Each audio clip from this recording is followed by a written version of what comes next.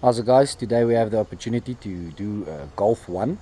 This is the L shape. You used to get a D shape and you used to get an L shape in the Golf 1s. Not a lot of people know that.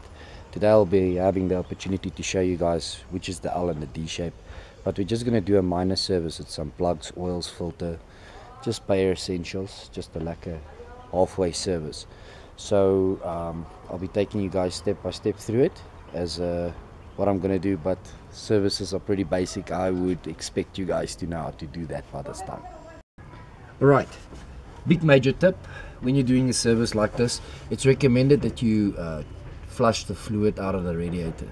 Normally what happens is, over a period of time, is when you check the coolant or you check your water at a garage or a petrol station like that, a place like that, then they intend to just top it up with water, top it up with water, top it up with water, and then eventually the whole system it's flushed out to such a point where there is no more coolant in the system and it's only water. And water is technically actually very bad for an engine, especially a water pump, because there's some of the components that is made out of metal, and the block of the engine is also made out of metal. So all of this rusts up and creates corrosion, and eventually the block rusts away. And that is one of the major reasons why the water pumps collapse so quickly, is because the mechanics that service the vehicles don't always fill the system up with water or fluid, antifreeze or something like that. So today we'll be promoting a red antifreeze, as this is a VW. If you go to your local spare shops, your spare shops will be able to tell you what color fluid is recommended for your car.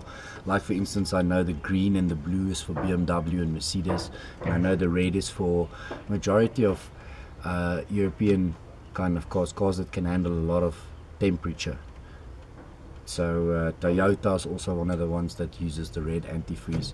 So yeah, first off, we're going to disconnect the main pipe of the radiator, flush all the water out, and then fill it up with antifreeze after the whole job is done.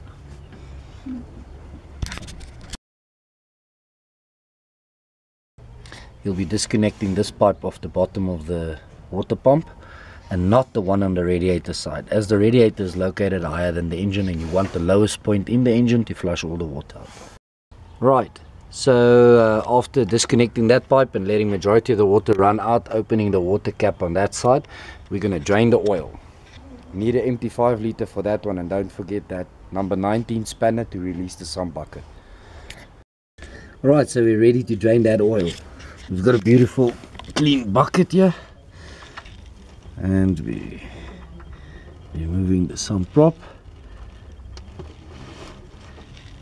and there she goes.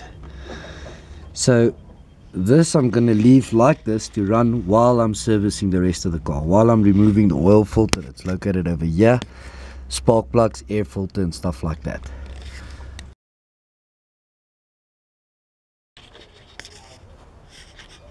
Alright, while the oil is draining, I'm doing the air filter and the spark plugs. So here's the air filter, it's already out. I'll show you guys when I put that back together, step by step, quickly how I do that. Air filter's out. I'm going to remove the plugs here now, and then I'm going to put the new plugs in. I'll show you guys as I go.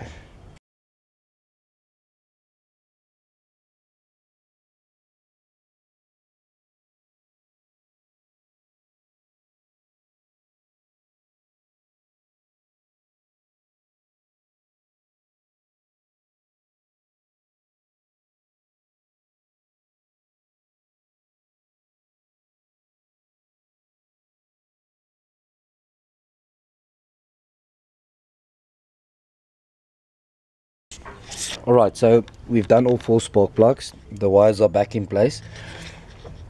Now we're going to tackle that nasty, dirty air filter.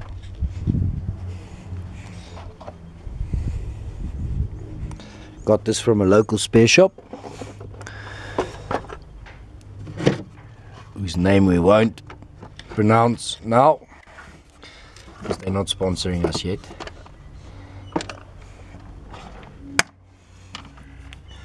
I normally only hook the 2 top ones first, then I line everything up perfectly, make sure that it's flush there, and that it's into its bracket here in the front.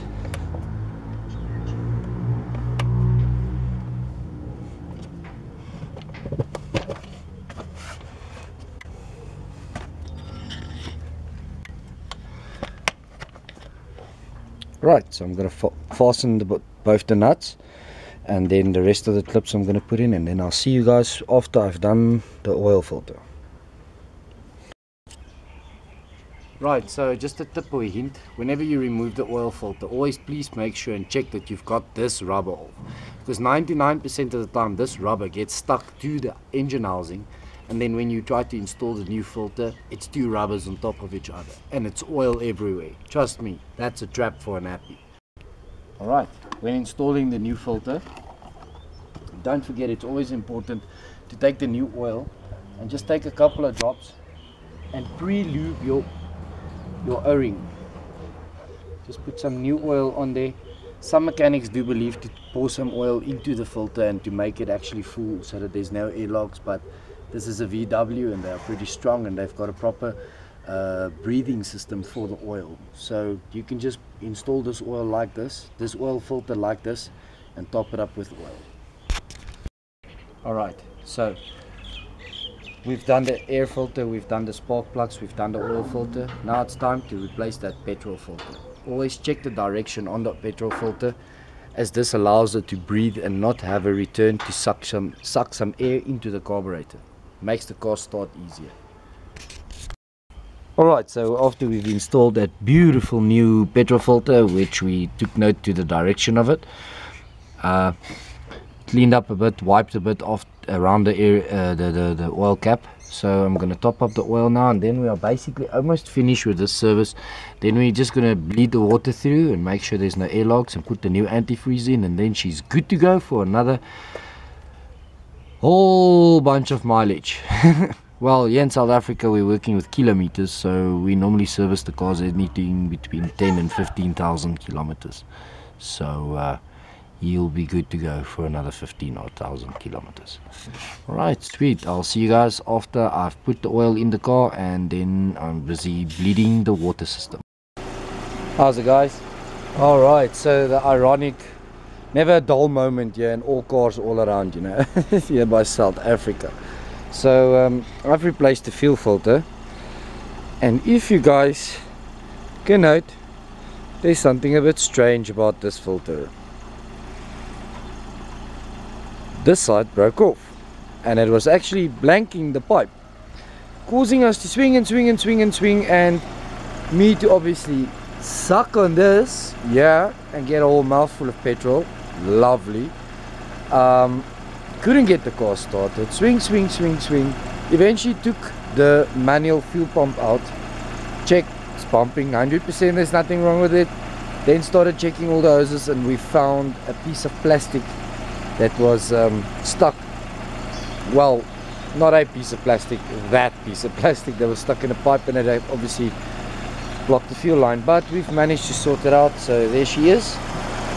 So now we're gonna let her run nice and warm until the thermostat opens up. Once the thermostat opens up, the water level should drop. The whole 1.5 liters of antifreeze is in the system at the moment doing its thing.